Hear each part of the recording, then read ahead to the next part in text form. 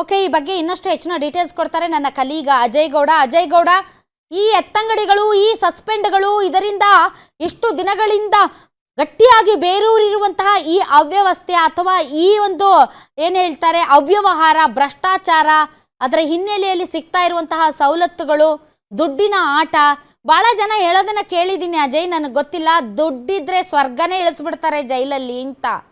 ದುಡ್ಡು ಹೆಂಗ್ ಬರುತ್ತೆ ಕೈದಿಗಳಿಗೆ ಅಲ್ಲಿ?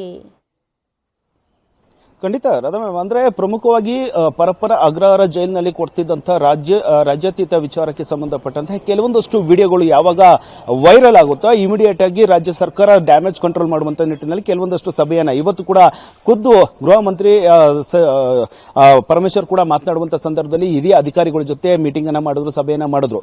ಅಲ್ಲಿ ಪಶ್ಚಿಮ ಹಾಗೂ ಪೂರ್ವ ವಿಭಾಗದ ಜಂಟಿ ಆಯುಕ್ತರಾಗಿರುವಂತಹ ರಮೇಶ್ ಬಾನೋ ಸೇರಿದಂತೆ, ವಂಶೀಕೃಷ್ಣ ಸೇರಿದಂತೆ, ಬೆಂಗಳೂರು ನಗರ ಕಮಿಷನರ್ ಆಗಿರುವಂತಹ ಸೀಮಂತ್ ಕುಮಾರ್ ಸಿಂಗ್ ಏನಿದ್ದಾರೆ ಅವರು ಸೇರಿದಂತೆ ಎಡಿಜಿಪಿ ಆಗಿರುವಂತಹ ದಯಾನಂದ್ ವಿದೇಶದಲ್ಲಿದ್ದಾರೆ. ಹೀಗಾಗಿ ಇವತ್ತು ವಿಡಿಯೋ ಕಾನ್ಫರೆನ್ಸ್ ಮೂಲಕವಾಗಿ ಸಭೆಗೆ ಹಾಜರಾಗಿದ್ರು. ಸದ್ಯ ಈ ಒಂದು ಸಂದರ್ಭದಲ್ಲಿ ಕೆಲವೊಂದಷ್ಟು ವಿಡಿಯೋ ವೈರಲ್ ಆದಂತ ಸಂದರ್ಭದಲ್ಲಿ ಯಾರು ಆ ಒಂದು ಬ್ಯಾರಕ್ ನ ಇನ್ಚಾರ್ಜ್ ಆಗಿದ್ರು, ಸೂಪರಿಂಟೆಂಡೆಂಟ್ ಆಫೀಸರ್ ಆಗಿದ್ರು, ಜೊತೆಗೆ ಸೆಲ್ ನ ಇದ್ದಂತ ಕೆಲವೊಂದಷ್ಟು ಸಿಬ್ಬಂದಿಗಳು ಯಾರಿದ್ದಾರೆ ಅಂತ ಹೇಳಿ ತನಿಖೆಯನ್ನು ಮಾಡಿಸಬೇಕು ಅಂತ ಹೇಳಿ ವಿಚಾರವನ್ನು ಮುಂದಿಟ್ಟುಕೊಂಡು ಕೆಲವೊಂದಷ್ಟು ಅಧಿಕಾರಿಗಳಿಗೆ ಒಂದು ಶಾಕ್ ಕೊಡುವಂತ ಕೆಲಸವನ್ನ ಖುದ್ದು ಪರಮೇಶ್ವರ್ ಕೂಡ ಮಾಡಿದ್ರು. ಅಂದ್ರೆ ಇಲ್ಲಿ ಚೀಫ್ ಸೂಪರಿಂಟೆಂಡೆಂಟ್ ಆಗಿರುವಂತಹ ಸುರೇಶ್ ನ ವರ್ಗಾವಣೆ ಮಾಡಿದ್ದಾರೆ.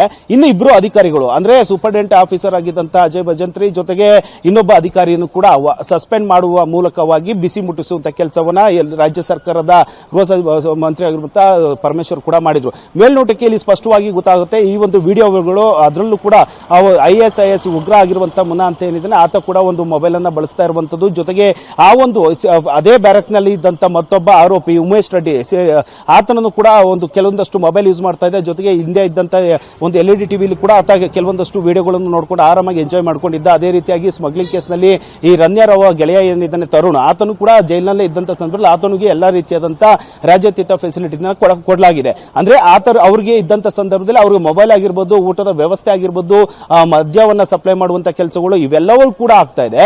ಹೀಗಾಗಿ ಜೈಲಿನ ಅಧಿಕಾರಿಗಳೇ ಬಿಸಿ ಮುಟ್ಟಿಸುವಂತ ಕೆಲಸವನ್ನ ಕೂಡ ಮಾಡಲಾಗಿದೆ. ಈ ಹಿಂದೆ ದರ್ಶನ್ ಜೈಲಿನಲ್ಲಿ ಇದ್ದಂತ ಸಂದರ್ಭದಲ್ಲಿ ಒಂದು ಫೋಟೋ ವೈರಲ್ ಆಗಿತ್ತು. ಅಂದ್ರೆ ವಿಲ್ಸನ್ ಗಾರ್ಡನ್ ನಾಗ ಸೇರಿದಂತೆ, ಕುಳ್ಳ ಸೀನಾ ಸೇರಿದಂತೆ, ಜೊತೆಗೆ ಆ ದರ್ಶನ್ ಮ್ಯಾನೇಜರ್ ಆಗಿರುವಂತಹ ಆರೋಪಿ ನಾಗರಾಜ್ ಏನಿದ್ದಾರೆ ಆತ ಕೂತ್ಕೊಂಡು ಎಲ್ಲರೂ ಕೂಡ ಸಿಗರೇಟ್ ಎತ್ಕೊಂಡು ಕಾಫಿನ ಕುಡಿತಿರುವಂತ ಒಂದು ಫೋಟೋ ವೈರಲ್ ಆಯಿತು.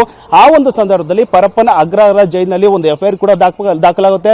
ಆ ಒಂದು ಸಂದರ್ಭದಲ್ಲಿ ಕೆಳ ಹಂತದ ಸಿಬ್ಬಂದಿಗಳನ್ನ ಒಟ್ಟು 6 ಜನ ಸಿಬ್ಬಂದಿಗಳನ್ನ ಅಧಿಕಾರಿಗಳನ್ನ ಸಸ್ಪೆಂಡ್ ಕೂಡ ಮಾಡಲಾಗುತ್ತೆ. ಆದ್ರೆ ಎಲ್ಲೋ ಒಂದ್ ಕಡೆ ಅವತ್ತು ಈ ರೀತಿಯಾದಂತಹ ಅಧಿಕಾರಿಗಳಿಗೆ ಸಸ್ಪೆಂಡ್, ಸಿಬ್ಬಂದಿಗಳಿಗೆ ಸಸ್ಪೆಂಡ್ ಅನ್ನ ಮಾಡಿದಂತ ರಾಜ್ಯ ಸರ್ಕಾರ ಎಲ್ಲೋ ಒಂದು ಈ ಮುಂದಿನ ದಿನಗಳಲ್ಲಿ ಸಾಕಷ್ಟು ಈ ಒಂದು ರಾಜ್ಯಾತೀತ ಕೇಸ್ಗಳನ್ನ ಆಗೋದಿಲ್ಲ, ಯಾವುದೇ ಕಾರಣಕ್ಕೂ ನೆಕ್ಸ್ಟ್ ಬರುವಂತಹ ಆರೋಪಿಗಳಿಗೆ ಈ ರೀತಿಯಾದಂತಹ ರಾಜ್ಯಾತೀತ ಸಿಗೋದಿಲ್ಲ ಅಂತ ಅನ್ಕೊಂಡಿದ್ರು. ಆದ್ರೆ ಅದು ಮುಂದುವರೆದ ಭಾಗವಾಗಿ ಮತ್ತೆ ಅಷ್ಟೇ ಗುಬ್ಬಜ್ಜಿ ಸೀನಾ ಆಗಿರ್ಬೋದು, ಆತ ಬರ್ತ್ಡೇ ಸೆಲೆಬ್ರೇಷನ್ ಮಾಡಿರುವಂತಹ ಆರೋಪಿ ಕೊಲೆ ಸೇರಿದಂತಹ ಹಲವು ಪ್ರಕರಣದಲ್ಲಿ ಭಾಗಿಯಾಗಿದ್ದ. ಆತನ ಬರ್ತ್ಡೇ ಸೆಲೆಬ್ರೇಷನ್ ಕೂಡ ಬ್ಯಾರಕ್ ನಲ್ಲೇ ನಡೆದಿತ್ತು. ಖುದ್ದು ಜೈಲಿನ ಸಿಬ್ಬಂದಿಗಳ ಸಮ್ಮುಖದಲ್ಲಿ ಆ ರೀತಿಯಾಗಿ ಬರ್ತ್ಡೇ ಸೆಲೆಬ್ರೇಷನ್ ಕೂಡ ಮಾಡಲಾಗಿತ್ತು.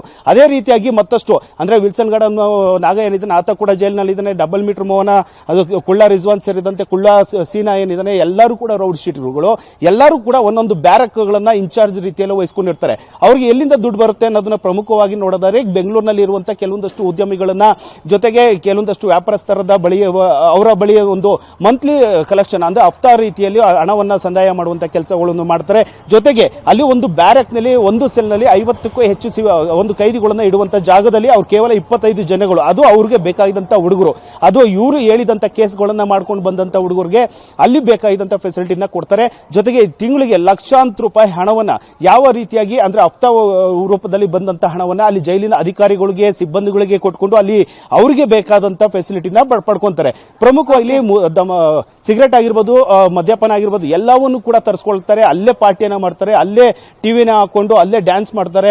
ಈ ರೀತಿಯಾಗಿ ನಡೀತಾ ಇದೆ. ಒಟ್ಟಿನಲ್ಲಿ ಎಲ್ಲೋ ಮೇಲ್ನೋಟಕ್ಕೆ ಸ್ಪಷ್ಟವಾಗಿ ಗೊತ್ತಾಗುತ್ತೆ, ಇವತ್ತಲ್ಲ ನಾಳೆ ಸರಿ ಹೋಗುತ್ತೆ ಅನ್ನೋದಕ್ಕೆ ಚಾನ್ಸೇ ಇಲ್ಲ. ಖಂಡಿತವಾಗಿ ದಿನನಿತ್ಯ ನಡೀತಾ ಇರುವಂತಹ ಇನ್ಸಿಡೆಂಟ್ ವಿಡಿಯೋ ಈಚೆ ಬಂದಾಗಲೇ ಗೊತ್ತಾಗುತ್ತೆ ಈ ರೀತಿಯಾಗಿ ಜೈಲಿನಲ್ಲಿ ಫೆಸಿಲಿಟಿ ಕೊಡ್ತಾ ಇದ್ದಾರೆ ಅಂತ.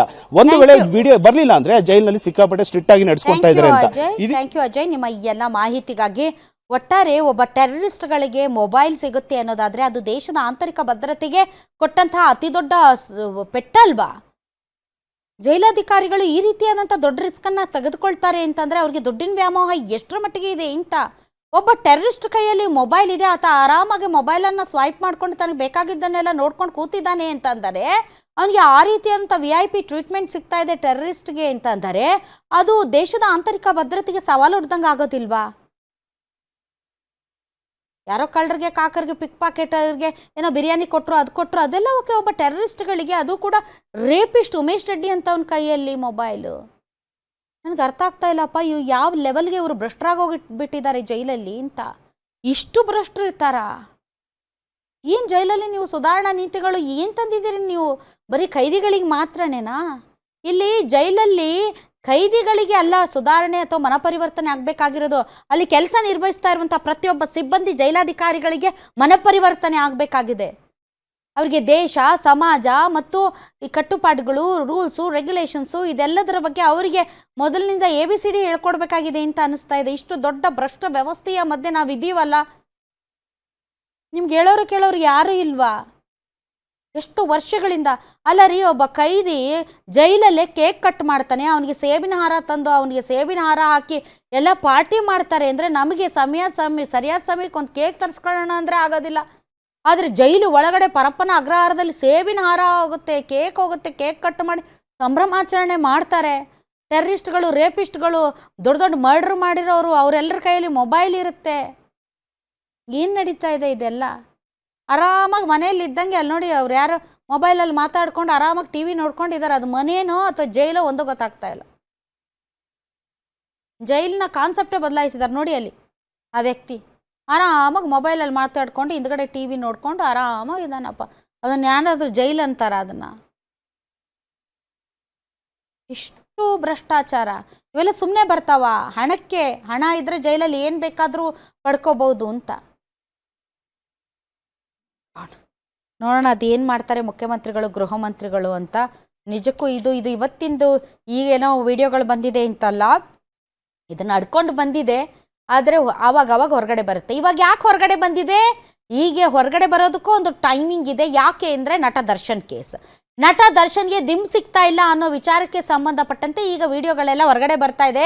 ನೋಡಿ, ದರ್ಶನ್ಗೊಂದು ದಿಮ್ ಕೊಡೋದಕ್ಕೆ ಸತಾಯಿಸ್ತಾ ಇದ್ದೀರಾ. ಜೈಲಲ್ಲಿ ಯಾವೆಲ್ಲ ಅನಾಹುತಗಳು ನಡೀತಾ ಇದೆ, ಯಾರ್ಯಾರಿಗೆಲ್ಲ ಯಾವ್ಯಾವ ರೀತಿಯಾದಂಥ ಸವಲತ್ತು ಕೊಟ್ಟಿದ್ದಾರೆ, ಮೊಬೈಲ್ ಕೊಟ್ಟಿದ್ದಾರೆ, TV ಕೊಟ್ಟಿದ್ದಾರೆ, ಗ್ಯಾಸ್ ಸ್ಟವ್ ಕೊಟ್ಟಿದ್ದಾರೆ, ಅಲ್ಲೇ ಅಡುಗೆ ಮಾಡ್ಕೊಳ್ತಾರೆ, ತಮಗೆ ಬೇಕಾದಂಥ ಎಲ್ಲ ಪಾರ್ಟಿಗಳನ್ನ ಮಾಡ್ಕೊತಾರೆ, ವಿಲಾಸಿ ಜೀವನ ಮಾಡ್ತಾ ಇದ್ದಾರೆ. ಮತ್ತೊಂದು ಕಡೆ ದರ್ಶನ್ಗೆ ಮಾತ್ರ ಏನೂ ಕೊಡ್ತಾ ಇಲ್ಲ ಅನ್ನೋ ಕಾರಣಕ್ಕೆ ವಿಡಿಯೋ ರಿಲೀಸ್ ಮಾಡಿದ್ದಾರೆ ಅಷ್ಟೇ.